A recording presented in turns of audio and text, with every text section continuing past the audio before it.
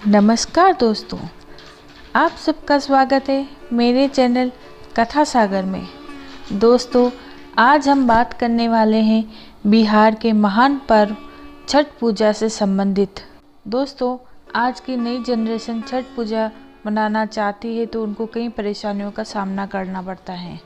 तो छोटी छोटी बातों में उनसे भूल चूक हो जाती है, तो नियमों का पालन कैसे करें और कौन सी गलतियां ना करें उनके बारे में बताने वाले हैं। तो वीडियो को अंत तक ज़रूर देखिएगा और चैनल को सब्सक्राइब नहीं किया तो सब्सक्राइब कर लें, लाइक और शेयर करना ना भूलें। व्रत का पालन किस प्रकार करें, छोटी छोटी बातों का ध्यान कैसे रखें, तो आइए दोस्तों शुरू करते हैं। छठ पूजा में इन 10 नियमों का पालन बहुत ज़रूरी है। गलती होने पर व्रत भंग हो जाता है। तो नियमों को जानने के लिए शुरू करते हैं।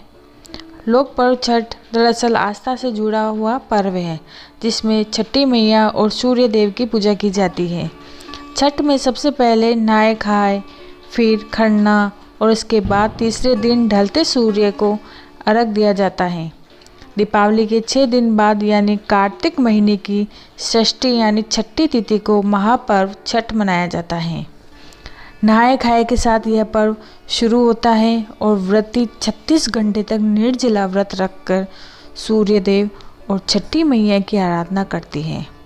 इस पर्व को सबसे कठिन पर्व में से एक माना जाता है, जिसमें अगर गलती से भी कुछ चूक हो गई तो व्रती का नियम भंग हो जाता है।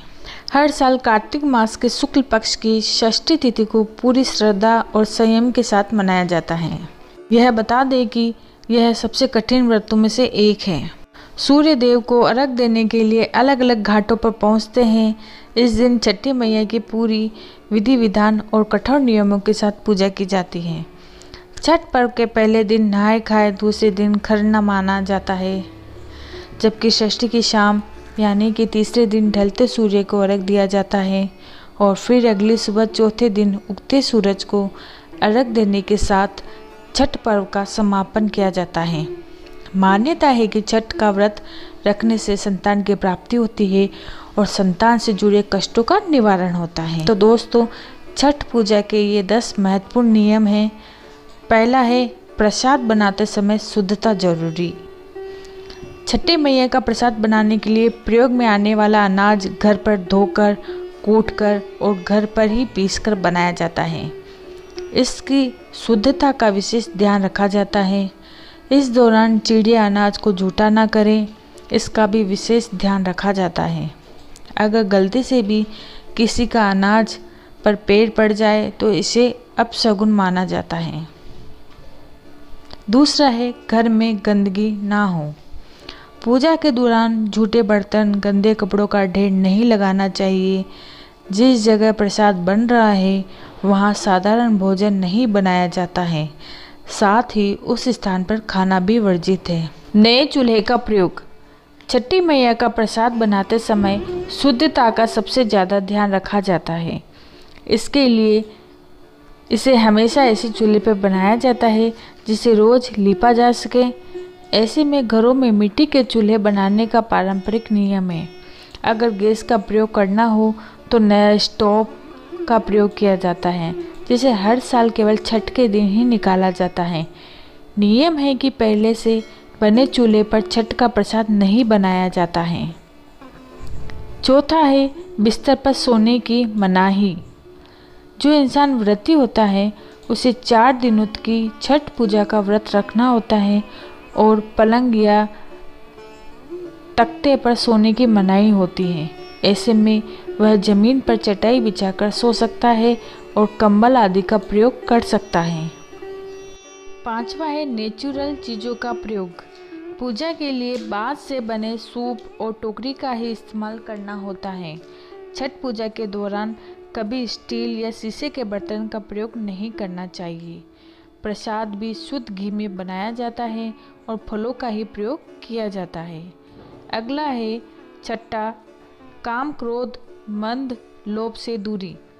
व्रती को पूरे सप्ताह इस बात का ध्यान रखना चाहिए कि व्रत रखने के दौरान वह झूठी बातें, काम, क्रोध, लोभ, धूम्र धूम्रपान आदि का प्रयोग ना करें। छठ पर्व के चारों दिनों पूर्ण ब्रह्मचर्य का पालन करना होता है। इसके अलावा आप कठोर भाषा या अपशब्द का प्रयोग करने से बचें। अगला है 7वां सात्विक भोजन। छठ पूजा के दौरान घर में सात्विक खाना ही बनाना होता है। प्रसाद बनाते समय गलती से भी हाथ से नमक नहीं छूना चाहिए। व्रती और घर के सदस्य भी छठ पूजा के दौरान प्याज, लहसुन और मांस मछली नहीं खा सकते। 8वां है व्रती की सेवा फलदायी। जो महिलाएं या पुरुष छठ के दौरान व्रत रखते हैं उनकी सेवा करने पर काफ़ी फल मिलता है। दरअसल मान्यता है कि छठ पूजा का व्रत रखने वाले व्रती बहुत पवित्र होते हैं, इसलिए व्रती की सेवा करना यह फलदायी माना जाता है।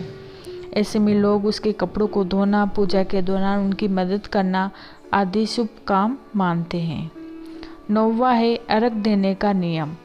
घर या परिवार के अन्य लोग अगर सूर्य को अर्घ देना चाहते हैं तो उससे पहले कभी भी भोजन ग्रहण न करें। व्रती पहले और दूसरे दिन सूर्य को जल देने के बाद ही भोजन करते हैं। सुबह या शाम के अर्घ के समय तांबे के लोटे का प्रयोग करना चाहिए। सूर्य भगवान को तांबे के बर्तन से अर्घ देने पर विशेष कृपा मिलती है। अगला है 10वां नए कपड़े पहनना जरूरी। छठ पर्व के दौरान चारों दिन व्रती को नए कपड़े पहनने होते हैं। ऐसे में महिलाएं साड़ी और पुरुष धोती पहनते हैं।